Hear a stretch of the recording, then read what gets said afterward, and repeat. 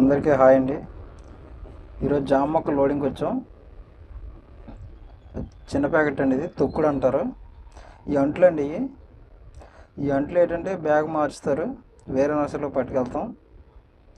అందులో పట్టుకెళ్ళాక వాళ్ళు ఏం చేస్తారంటే కోసేసి బ్యాగ్ మారుస్తారు, కవర్ కట్ చేసి. ఈ ఆలు కాయలు వచ్చేసినాయండి మొక్కలకి.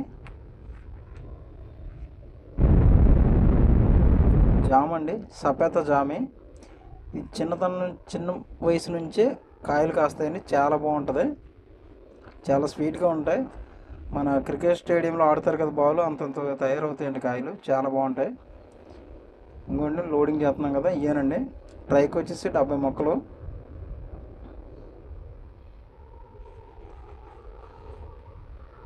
అదండి, ఈ మొక్కలను లోడింగ్ చేయాలి ఇప్పుడు. ప్రతి పెరట్లో, ప్రతి ఇంట్లో ఒక మొక్క ఖచ్చితంగా ఉండాలండి. జామ మొక్క చాలా మంచిది, డైలీ ఫ్రూట్ తింటే ఆరోగ్యం చాలా మంచిదండి. యాపిల్ తింటాంటారు, యాపిల్ కాదండి. ఓసారి చెక్ చేయండి జామకాయ యొక్క ఉపయోగాలు, మీకే అర్థమైపోద్ది. యాపిల్ పండు మించిన ఇంకా ప్రతిఫలం ఎక్కువగా ఉంటుంది. ఇయేనండి మొక్కలు. ఆ అంట్లు, అవి కట్ చేసిన అంట్లే ఇందులో పేర్చారండి.